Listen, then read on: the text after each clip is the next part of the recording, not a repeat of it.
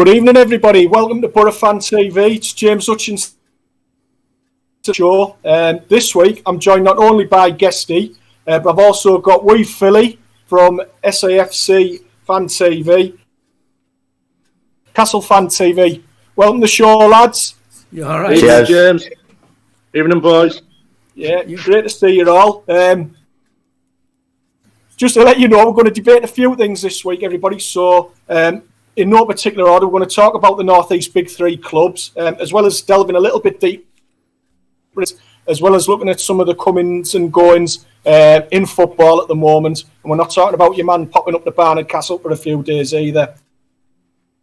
Serious note, we are dedicating tonight's show to Bradley Lowry, an amazing young man.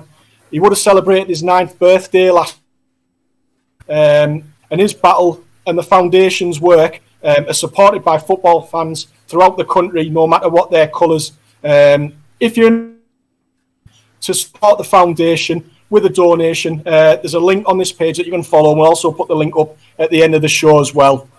So, like I say, Lee Lowry. As always, everybody out there that's watching, it's your show. As everyone's finding out at the minute, football's nothing without fans. So this is your... Get involved in the debate. We'll have a good bit of crack tonight, bit of laugh with the lads, and shot in your questions, and we'll try and debate them with you as well. So first, derby days. In your opinion, what was your best derby day, or what was your greatest derby day ever? I'm going to start this off with Wee Philly. What was your memory? Well, we'll start with, obviously, the derbies for us are probably different for you. I know, like for you, were your probably your main rivals in your derby. For us, it's all about Newcastle, and I know it's the same with Newcastle. So for us, favourite derby would be a Newcastle one, and of course I'm getting on, so I've been to a few, but I think one of the standout ones was definitely the back in 2013, the start of our 6 in a row with Paolo Di Canio, who did his was the start of the six in a row, and he did his knee slide 3-0 at St James's, and we was like, I mean, the whole of Sunderland was buzzing. I mean, midnight, you know, we was in nightclubs and everything, still singing, and I still to this day don't know how I got home or what time I got home. It was just one of them. I mean, I've been to many derbies, but it was just the start of it all. We were terrible. We'd had a really bad season. Paolo Di Canio had just come in, and of course, you know, we weren't used to beating Newcastle. Newcastle always used to have one over on us, and so to go there and win 3-0 was quite some day, and that sticks in my memory. But if I had to say Middlesbrough derbies, I'd have to go back to Ayresome Park. Any one of the ones where you was allowed to take thousands. You'd be at 8,000-10,000 away fans. You could say we always used to get all along behind the goal, opposite what's your main end called? What was it called at Ayresome Park? The Holgate end. The Holgate, right? The one opposite. And I remember times where we went there, and we had the whole of that end, and it's just the atmosphere of the place. It was we had some cracking ones down at your place down at Ayresome Park, so they were canny ones as well, you know. What about Newcastle special derby? Well, I'm a bit too young to remember any good ones against the Borough. I mean, it was 2010. I'm only 17, so any time before that, I can't really remember. But if I was to pick a Sunderland one back in 2010, Halloween, that was Kevin Nolan with the hat trick, and then Amiobi's volley as play was just it's got to be one of the best, probably one of the best matches in Newcastle United history, to be honest, along with beating the likes of Barcelona, but pretty well amongst the fans, I'm pretty sure, and hopefully if you do ever manage to make your way back up from League One, hopefully we'll have many more said. Oh, here we go. It's starting up already. What about you, Guesty, mate? Yeah, can I do a sound check? Something wrong with my speakers because he sounds out like a Geordie. is he doing a voiceover? Is someone doing a voiceover so we can understand him? Get the subtitles on. Like you say, the Newcastle fans. When it does come to Derby Day, I think Willie, Owen, Philly, sorry, you'll agree, Owen, that the Borough as rivals. Am I correct? Yeah, correct. Yeah. Like you say, the Derby, that 66, 97 season, Coca-Cola Cup against Newcastle. There's been turmoil in the season when Emerson had gone missing. He'd gone AWOL back over to Brazil or something, and it was his first game back. I think it was the 4th round of the Coca-Cola Cup at the time. Yeah. And it was Emerson's first game back. And like you said, the atmosphere that night was electric. Derek White scored, put us in front. And then to get the crowd going even more, Shearer scored at that time, which was where the main bulk of our, noisiest supporters were. And he turned and gave the salute. That's it. The Riverside just went mental. And the second half we went on. I think Beck scored and Ravanelli scored. And we went on. And I think it was that's the one that stands out in my memory. And then the one against the Mackhams was when Emerson at the Stadium of Light.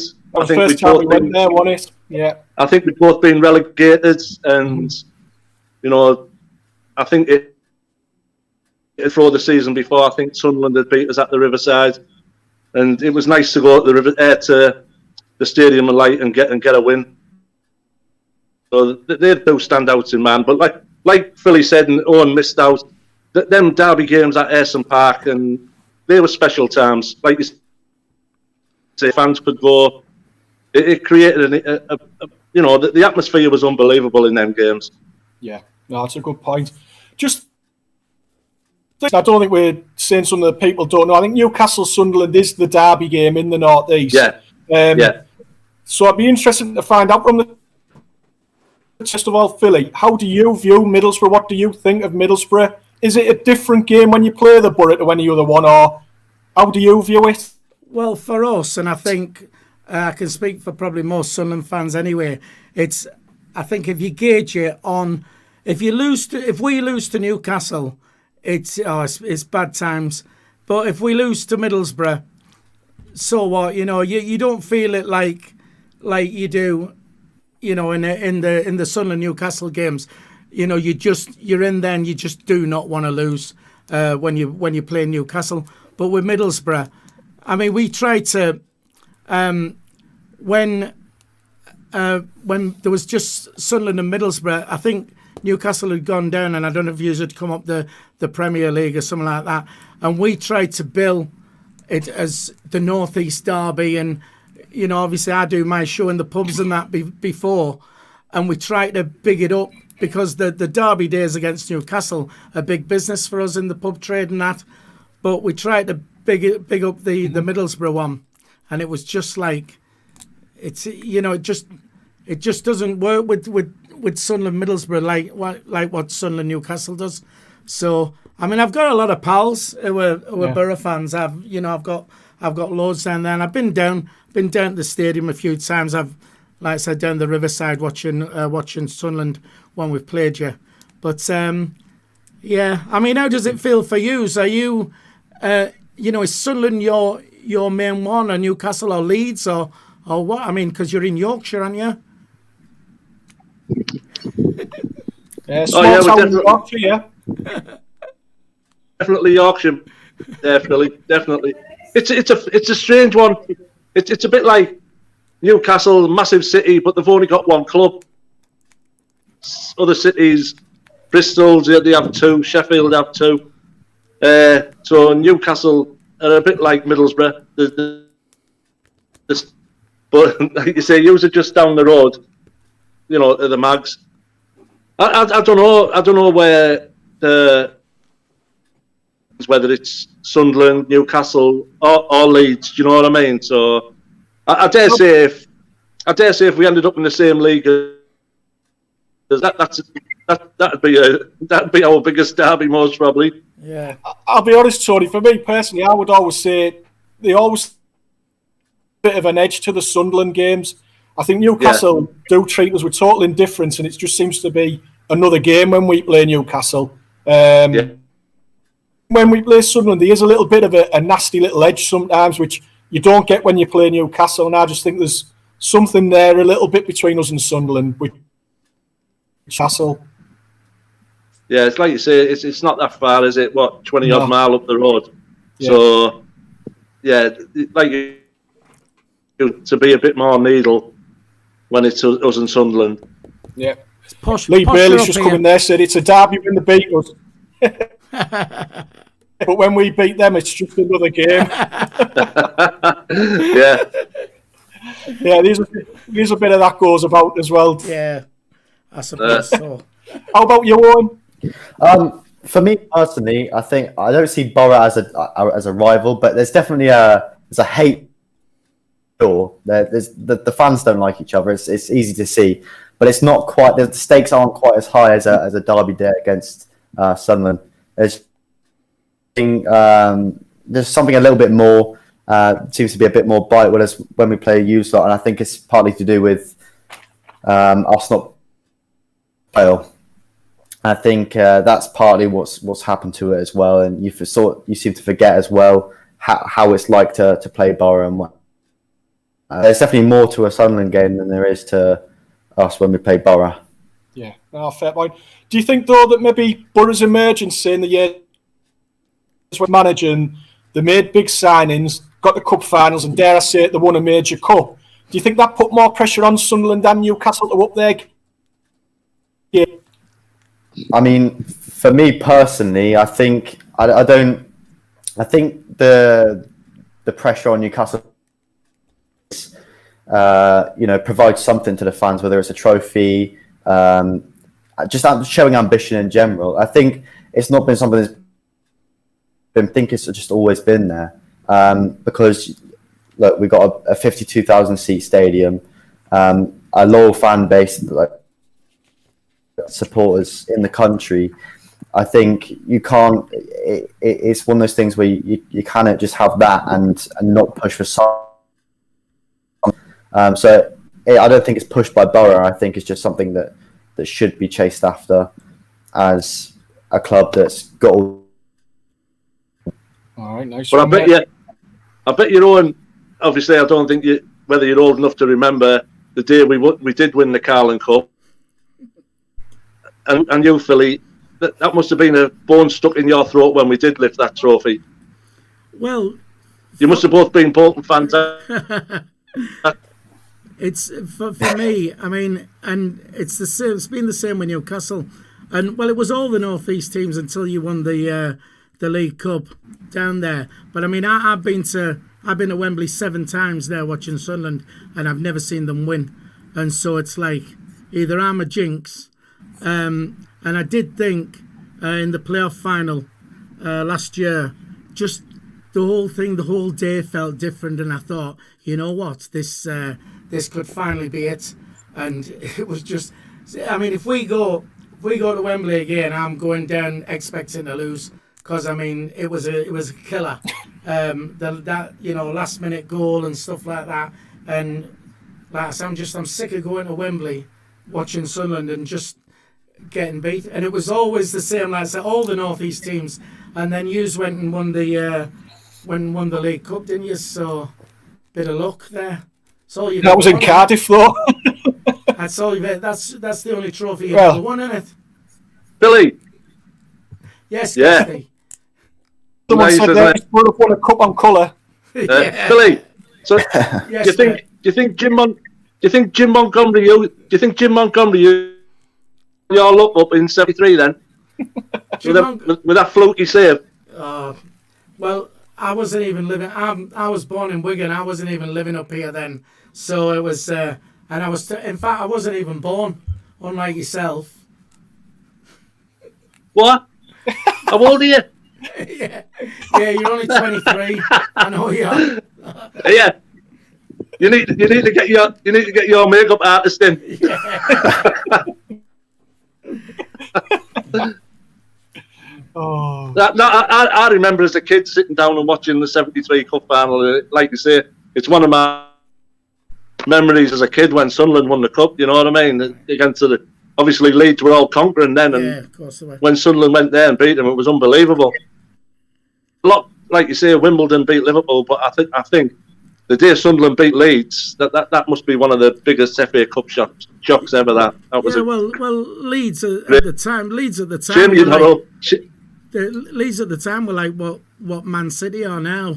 You know, I mean, they were, and you know, it was just a massive upset. So, but I mean, it's too long ago. You know, it's this shouldn't be happening. And this is the thing in the Northeast. The fans are so loyal and you know they deserve better.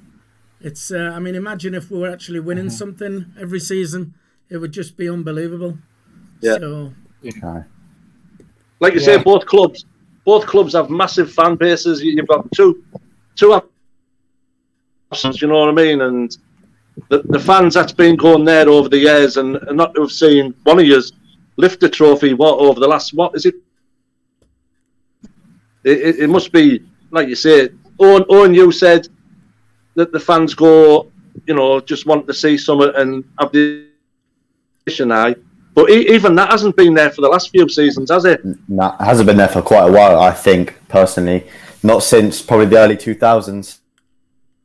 Champions League, obviously, you've had the hint of the Europa League in there in the 11-12 season under Pardew, where we finished 5th. But it have that quench for ambition. I think you need to be at there for a period of time for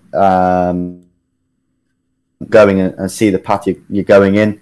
You can't just dot about and have 2 relegations and one season be in the Europa League, then be lingering down. I think ambition for me is when you're repeatedly challenging at the same level and showing that you want to progress and James, fair point. like you said, it shows like this last season or the last few seasons where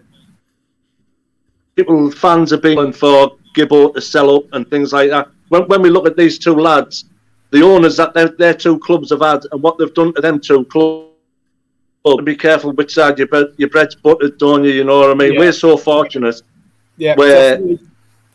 You know we follow Gibbo, where these 2 clubs they've been messed about so much by the owners. Even going back to Freddie Shepherd calling all the Geordie girls slags and calling idiots for buying the Newcastle shirts. Yeah.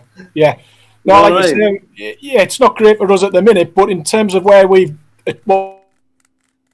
years, I would say for a club which I think it sort of goes without saying with 3rd in terms of the stature of the 3 clubs in terms of previous history. I think we've far over rotations and done more than both Newcastle and Sunderland in that time. Yeah, I think you're really fortunate that with Gibson you've actually got a Middlesbrough fan, you know, and I think that's been your biggest thing. And as you know, with owners now, it's a rich man's plaything, is what a football club is. I mean, for me, Ellis Short, who had it before, Stuart Donald, you know, he was a billionaire American, was fine initially with it, but then he got bored with it, didn't want to invest in it, and this is why we're in League One. Fair play, he wrote off, you know, £140 million worth of debt or something like that, what we had. So at least he left it with a clean slate. The new owners were great initially in the fact that, you know, they were very open. You could they'd speak to the fans, you could ask them anything and all that. But they just don't have the money. They don't have the backing. You know, I mean, he's worth about 8 million or something, Stuart Donald, and it's just not what you can do. With Mike Ashley at Newcastle, to be fair, when Mike Ashley went into Newcastle, Newcastle were in really bad financial state, and then to be fair, when he sells now, you know, he's going to leave them sort of in the black, you know. But again, it's you need a fan of your club, and that's where you're lucky having Steve Gibson at the Borough. Yeah, it's a fair point, Philly. Obviously, we'll just move things on a little, Tony, about how things might restart in terms of the season that hasn't finished and what might happen. One or two players have come out in the Premier League, said that they've got reservations about coming back, such as Danny Rose and Troy Deeney. Owen, do you have any sympathy for the players that are involved in this? You know, I think anybody that would be in their situation, I think you should have sympathy for them, because at the end of the day, it's a life-threatening virus. You don't want people to die from it, let's be honest. But I think if you're a Premier League player, you should be looking at what key workers are currently doing, out doing their job while the virus is going on, doing what's right for them. And I think footballers should just these sky-high wages. You know, they've been given a job. All they have to do is play 8 games or something like that left in the Premier League. I'm not quite sure it's been that long. All it is 8 games, which isn't that much football. Get it bottled out. Make that be safe. Mm-hmm. So if anything's unsafe, they're going to stop it. So everything's out there to keep your safety as a player the best it could possibly. So don't just take the opportunity. I can understand the point that Troy Deeney's trying to make, because his 4-month-old has got breathing difficulties, and I completely understand that. But for someone like Danny Rose, who since he's come to Newcastle has looked lackluster and lazy and just has that attitude, I think that's the sort of balance of player that you've got here. You've got players that genuinely don't want to harm people within their family and to just cannot really be bothered. Right, fair point. I mean, just taking it with regards to the clubs in question, or our clubs, Philly, it looks like there's going to be a decision made this week about what's happening with the remainder of the season in that league. What do you expect to happen? I expect the season just to be voided, unfortunately. I mean, it's not what I want, because, you know, obviously it's another season in this league and what have you. But I just think as you get lower down the divisions, it becomes more of a financial thing. And, you know, some teams just won't survive if they've got to play and they've got no revenue coming in because there's no fans getting in the ground. They just won't survive. This talk of doing sort of like a little playoff with the 8 clubs sort of sending Coventry up and Rotherham, who are in the top 2 places, and then sort of 8 teams below that having a playoff for the 3rd team that goes up, is, I think, the best we can hope for. But I just can't see it happening. And it worries me for next season. People are saying that, you know, we could play most of the next season with no fans and that. Now, you know, we should be all right to survive, but I think it'll wipe a lot of clubs out because they're just, without that revenue from the fans coming in, they're going to struggle. And the only thing I can see in return is if they sold maybe tickets to stream, like you paid to watch the match live on a live stream, which then at least would give some revenue into the clubs. You know, that could be something, but I fear it's going to be voided and we just start again next season. But hopefully we'll have an answer to that this week. Hopefully. Yeah. I don't know if you saw in Gladbach. They've charged their fans, I think it's just under €20, to have a cardboard cutout of their face plastered onto a shirt round. So, and I think they had about 1,500 or something, or 2,000 this week, but they reckon it's going to be going up and up each home game. So I think creative with getting money into their sides, haven't they? Yeah, I mean, I do that. It's a great idea. It's trying to find a way, like you say, coming up with new ideas to get revenue coming in. Yeah. Guesty, how about you for the Borough? What do you get our season finished? Think we'll get restarted? When we spoke last week, I was pretty much sure in my head that I thought all the leagues under the be null and voided. Obviously we spoke about the promotion and the relegation. That has to happen, no matter what league gets finished. For me, that definitely has to happen. But the way things are going with the testing, and it's going to be tested as frequent as what they're saying, I can see the championship getting finished now. And my biggest fear there is stay up. Do you know what I mean, James? If the season finished tomorrow, we're all happy. But if the season continues, you have a dogfight to stay in that division. Yeah, that's my main worry. Yeah, I think it is. Yeah. And on Owen's, like you say, Danny Rose, Kante, as you know, he's been given leave from Chelsea. He's traded. Like you say, Troy Deeney's an exception. Aguero, he came out like playing, but he's been back in training. Yeah, well, I feel they do have to go in. Like you say, these frontline workers, they're putting their lives at risk every day. You have discussions like this with family. If you were a nurse or were you a frontline worker, how would you feel about going, leaving your family, then coming home? I think they should, I'm not going to say man up, but I should really think, look at the tag, they're a professional, and, everyone else is put to their call for their duties. So I think some of them should have a hard look at themselves and, get the kit on and turn out for the club. The other thing I have to say about that as well is when Danny Rose came out and the manner he did it in, I think it was on an Instagram live, and he said something like, or something like that, and just the way that comes out, it just comes out as a negative thing. Really, it's not like a polite decline. I'm going to do this for the safety of my family. It's about him, and I think to Danny Rose's defence, I think a bit of mental health problems, doesn't he? You know what I mean? And sometimes he may say things off the cuff. I don't want to defend him, but drifted in the past where he does suffer a bit mentally. Do you know what I mean? Yeah. Yeah, that's a fair point. Good points made there, lads. We're going to have to get the elephant in the room out now and talk about this Newcastle takeover. There's been much debate about it. Go on, Owen. What's your views, I suppose?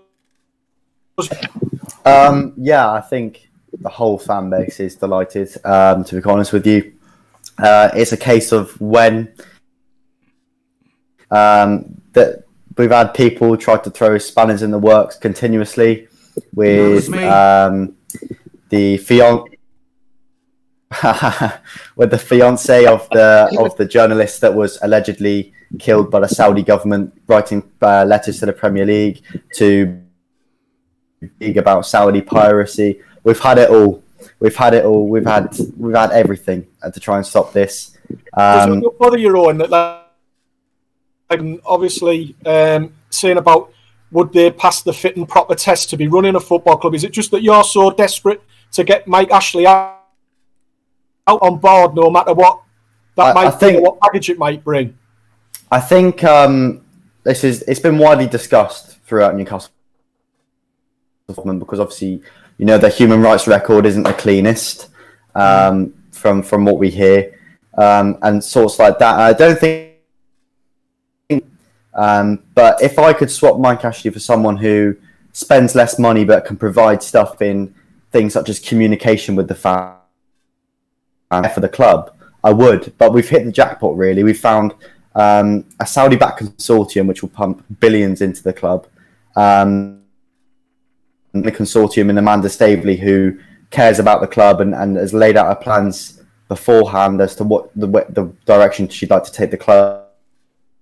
Brothers, who are property experts and would help Newcastle in possibly buying the land back behind the Gallagher end.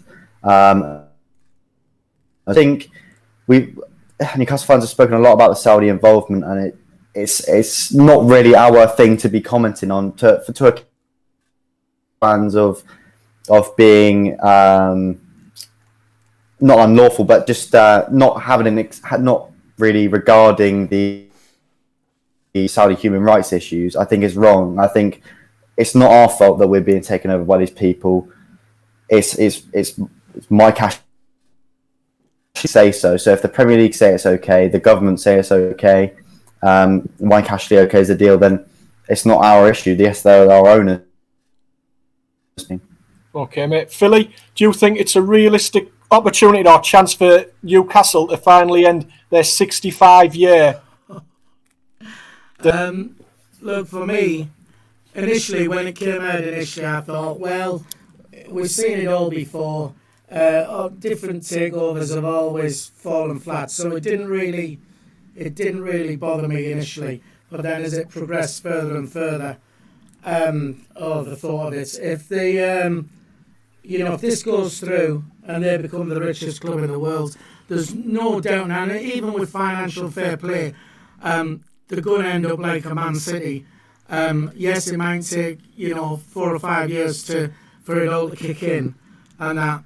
But I'm just thankful that I'm not me sort of 10, 15 years ago, because I'm older, I'm a bit more chilled out, and now whereas like anything with Newcastle, losing to Newcastle, anything like that, I wouldn't speak for a week. I'd be kicking the doors, kicking the cat and all that, and I just took it really badly. Whereas now, I'm not as bad, to be honest. And it's Fleetwood. It's not something. It's not something that I want to. That I want to see. I don't want to see them winning the Premier League. I don't want to see them in Europe, conquering Europe and all that. But I suppose, as with many Sunderland fans, I'll be saying, you bought the league, you bought Europe and all that, and trying to find any excuse you can, when we all know we would love to be in that position, have a billionaires come in and buy your club. I still hope it falls through, but that's just the thing. But it ain't gonna happen. I'll just move to Australia or something like that, out the way. So yeah, it's scary. It's scary to think that they could become the world's richest club. It's just the thing, Billy. Yes, go on. I feel your hurt, mate. I do. Billy, Everton now, Man City, Liverpool, Tottenham, all these clubs now are expanding. They've all got massive amounts of money. Newcastle will have all this money. They've only got the same players to buy as Man City, Man United. So it's going to inflate prices. But choose to come to Newcastle. I know the carrot will be dangled in front of them. But are these top players going to want to come to Newcastle? It's all about money, innit? I mean, I love what you're saying. It gives me something, a little bit of hope to just hang on to. But it's all about money, and it's always been, for all of us, the North East region has been trying to attract players up here because we're out on a limb. Has always been a problem. Yeah. But if you're going to wave bags of cash in front of them, then they'll come. Simple as that. So. But, I just don't want to think about it. I'm like that. So, there you go. I don't think you subscribe to this, Philly, are you, Joe Scott? If they take up in the North East, it'll be great for football in the North East in general. Do you go along with that? I think there's different. There's different levels of support and loyalty, and you get the people who say, I want all the North East teams to do well and stuff like that. I've never been in that camp myself because I just, it hurts me when Sunderland get beat, and there is that rivalry. And as I've said, in my younger days, it was probably toxic. It was like the hatred and everything. I'm a lot more chilled about it now, but I'm still happy when Newcastle and Middlesbrough lose. I think for me, it's more. I think it would be good for North East football in general, and it's not that I don't lose in League One and stay down and get relegated twice and all those beautiful things. It's not that. I think North East football, Sunderland, Middlesbrough, Newcastle, we all used to be at that level, that Premier League or at least in the top two divisions, all three clubs. Now you have one Premier League club, Championship club, and a League One club. And I think it will just boost North East football that little bit more because not in its footballing ability, if you like. Yeah. And personally, as much as I love seeing I do miss like Tyne-Wear derbies and stuff like that. So like, I think it will be good for North East football overall. As much as I do love seeing clubs struggle and whatever, I think that eventually it could really pave the way for the future of North. It's a fair point you make. I mean, to be honest, it was previously called a long time ago the North East, the hotbed of football. I think it needs to celebrate at the minute, to be honest, lads. But do you think we'll ever get back to the days of like the mid-90s, late 90s, where all three clubs were in the Premier League, just making the numbers up? They were having a go at trying to do things in the Premier League in those days. Do you think we'll ever get back to those days, Guesty? Like I've just been talking there with Philly about attracting players. At that time, the players that the North East was attracting, and the three teams were playing, it was unbelievable. The players that we seen at the Riverside in the late 90s and the early 2000s, in world. And then I hate to say it, but Newcastle were a great team to watch when Keegan was in charge. You know what I mean? And then he had monkeys with the Mackhams finishing 7th, and But even then, Philly, when Peter Reid was doing, it was somewhat similar at the Borough as well with Robbo. I think you sounded Peter Reid out as well, didn't you? And he was, taking the team in the right direction. Well, Peter Reid had, I think it was 7 years at Sunderland. I mean, it was a good run for a manager in in modern football sort of thing. The problem is we never took it to the next level. It was just, but that wasn't down to Peter Reid. I believe Peter Reid, part of him coming to the end of his time with us was because he wanted more money invested in the team, because we were, like I said, we were 2 7th place finishers, and in all my time watching Sunderland, I mean, I've watched them all my life, like 30 years, and I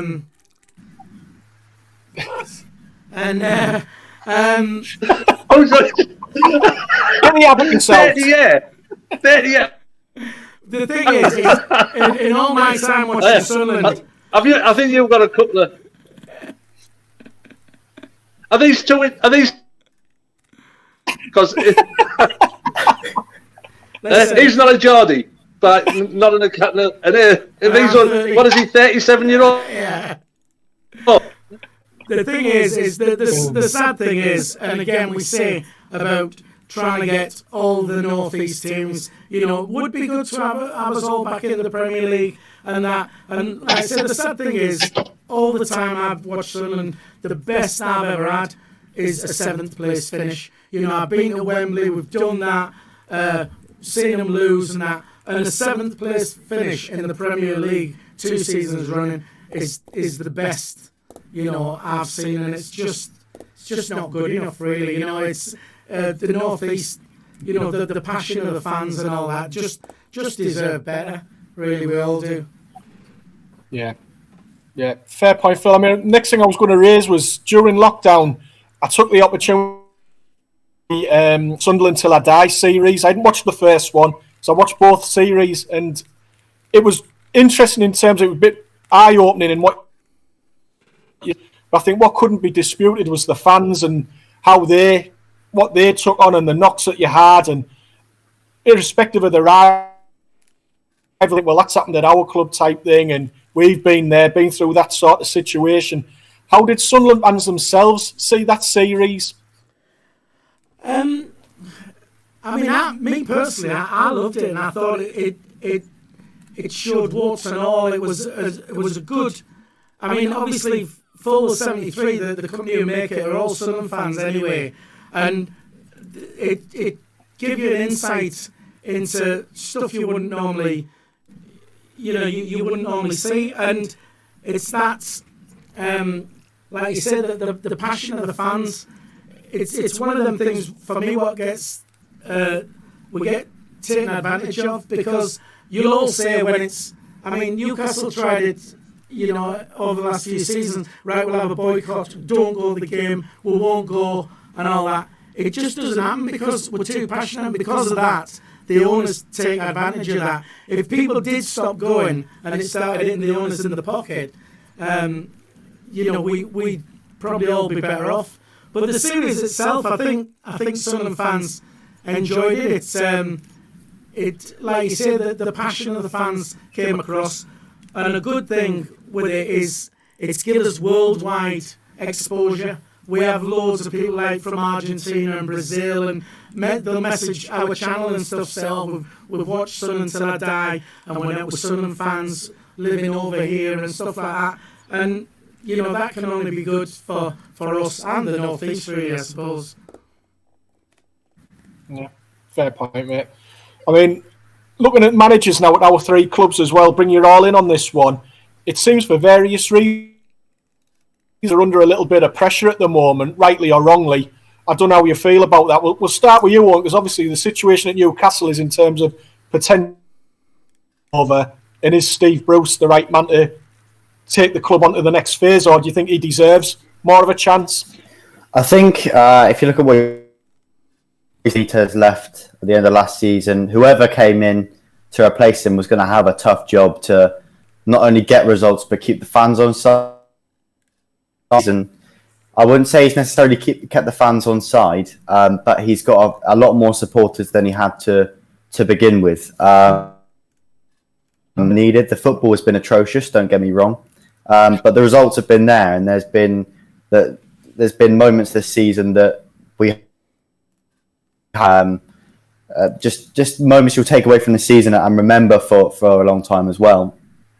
But for me, I think Bruce, I'll give credit to him. Fantastic job this season, but he's not the man to be managing a football club with billionaire. It's like it comes back down to the situation that Manchester City had when they were taken over. They gave Mark Hughes the chance to prove he was the right manager, and it didn't exactly well. And I think we should just cut out the middleman in this one and just say, look, Steve, you can stay to the end of the season. And then we leave it on good terms. You're not sacked. It's just a mutual departure, and I think it's probably forward personally because it's not been an enjoyable season. But I think a lot of fans respect the job that Bruce has done this season, and wouldn't want to just throw him out the door. But I think a lot of us think that he's not the right man for the job. And you think of the names that are being linked to Newcastle take over as manager. There's a possible return for Rafa, Pochettino, Allegri's been linked. So all these names as well. I think these names on a silver platter, and you've got Steve Bruce who wants to prove his point. I think your head starts to turn towards the silver platter, and it's time to move on after the takeover goes through. Yeah, it seems harsh because, like you say, I don't think I think that's probably what will happen. Guessing, what about with the Borough? Do you think it'll depend on if we get this season finished and how it finishes, or do you think League One we'd still have the same manager next season? Yeah, I still like you say, the run of results that we've had this season just capitulated after 2 games. Like you say, Gibbo's done it with every manager he's had. He's showed faith in Woodgate. He's a novice. He's still learning. He doesn't come across in his press conferences as a, 100% manager. He might be a good coach, but he just, his persona and everything just doesn't come across right. He seems arrogant towards some of the fans, and it's a test. I can't see him sacking him. Like I've said earlier, if the season does start, we are in one hell of a dogfight to stay up, and if I think we'll still be stuck with Woodgate, James. Yeah. So unless, like fans have been saying before, bring someone in alongside that road before, and we lost 2 good managers at the end of that season because Venables chose to go on TV and went his way. So I think we'll still be stuck with Woodgate, no matter which way the season finishes, James. Yeah. On Steve Bruce, I think you say if that takeover does go, that's going to be a massive job, and I don't think, I don't think, running a club, that's going to be that big. Yeah. Go on, Philly. It's Sunderland. You've got Phil Parkinson there, and took over earlier in the season, hasn't it? Yeah, I suppose with Phil Parkinson, had the season ended normally and he didn't get us promoted, I think it would probably have been time for a change. Though it's that same old thing of where you want a bit of stability. We change managers far too often. I think personally he should be given. He started really badly, but it looks like Aidan McGeady was a real bad apple, and we didn't realise at the time because the results weren't going our way. But obviously behind the scenes, Phil Parkinson was dealing with this, and eventually got him out. And to us, he seemed like the golden boy. Aidan McGeady was brilliant last season, and that. But then obviously, he was causing all sorts of mayhem in training. So we got rid of him, and when he did, we started getting a run of results and did really good up until the last sort of 3 games, really, before it all ended, which has ended up putting us out the top 6. So we're doing all right. I think he should certainly be given another season because of how this season's ended. Give it a go there. But I did like the fact that if I was thinking of somebody else coming in at the level we're at now, Nigel Clough, who's just left Burton, I think would be a good fit for us at this level. Yeah. The problem is a lot of Sunderland fans can't get to grips with the fact that we're in League One, and that's what we are. We're in League One. You have them going out saying we should be spending so many million on this one and that one, and you just can't do it. We're actually in League One. That's where we are. But I think Phil Parkinson should certainly, if this all ends now this week, then he should have another crack at it next season, and hopefully he's the one. No, nice one. Last question, lads, before we go. Recent years have seen the non-league take off in a big way in this region. Got teams like Spennymoor, South Shields, Stockton Town, Hebburn Town, all getting good crowds. Do you think the non-league scene's really taking off in this area? Any reason for that, Owen, do you think? It's hard to say, really. It could be down to how clubs are struggling or the way the clubs are being run. And fans of these clubs are then going off to support non-league teams because it offers them a closer engagement to those clubs. Or it could just be something completely different and track your local smaller club. It could be something like that. It's hard to say, really. But I don't think it's a negative thing at all to go and your local team to attract a bigger crowd. I think it's brilliant for football overall, brilliant for grassroots football, brilliant for Sunday League football, non-league. I fully encourage you any fan to go do that at least, once or twice a season, whatever, when your team's away from home or whatever. If your local team's at home, go ahead.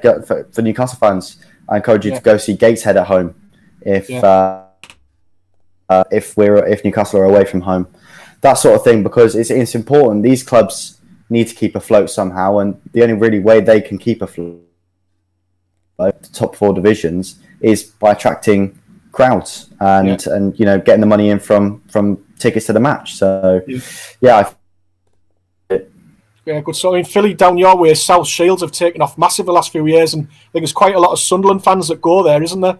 Yeah, I mean, it's a shame for South Shields because they were miles clear at the top of the league, and then when this virus kicked in, and it's all been scrapped, and like I said, they were miles clear. They were guaranteed to be going up, and I don't know if it's because I think the standard of the lower leagues now has sort of upped its game, and I don't know if it's maybe. Like league clubs now are happy to send fringe players down to like the lower leagues, which is creating a higher standard. I don't know what it is. I don't know why all of a sudden we've had this surge of of the northeast teams doing well in the lower leagues. Like I said, South Shields are just unbelievable at the moment, and really professionally run as well. It's run like a professional team how they do it. So it's but why it is, I don't know. Yeah, I guess we've spoke about this before. The North East got Stockton Town, Gisborough Town as well, Redcar Athletic, all well-run clubs doing well. Even the standard of football now in non-league football is probably a lot better than it was, say, 15, 20 years ago as well, isn't it? I think a lot of it's down to, like you say, these academies like Sunderland, Newcastle, Middlesbrough, they take on so many kids, and a lot of these kids really well. They go through the different age groups with their clubs, and obviously they're not going to take them all on. So a lot of these players, a good insight into the game, and that they still want to keep playing, and a lot of non-league clubs are profiting from on these players when they were kids. And that, like you say, for the North East, the way things are going, like you say, Gisborough have always had doing really well, and Redcar, I never thought I'd be saying this. You go down to where Redcar play now, and it's absolutely fantastic that they have. Yeah, good point, mate. I don't know about you there, Philip. 2 posh rivals. Have you been called posh before, mate? Never.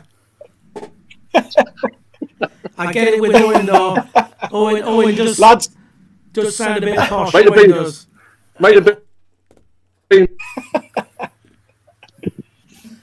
Lads, it's been an absolute pleasure to have you on tonight. It's been fantastic. Really enjoyed the crack. Really enjoyed your view. You all. Hopefully we can do something like this again in the future. Yeah, definitely. Yeah, thanks really thanks for having us on. Yeah. It's been a pleasure. It's been a good crack. I thought you was going to blow the tits off me, but you didn't.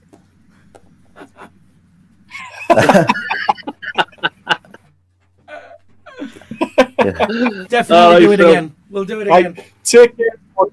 Yeah, brilliant, fantastic. Just to let you know, next week we're a fantastic. We've got 80s legend Gary Hamilton joining me and Guesty on the show. So if you've got any questions for Hamo next week, get in touch with us during the next Monday night show. And obviously, we've got the Bradley Lowry Foundation link there. So if you're in a position to help out the foundation there, please do so.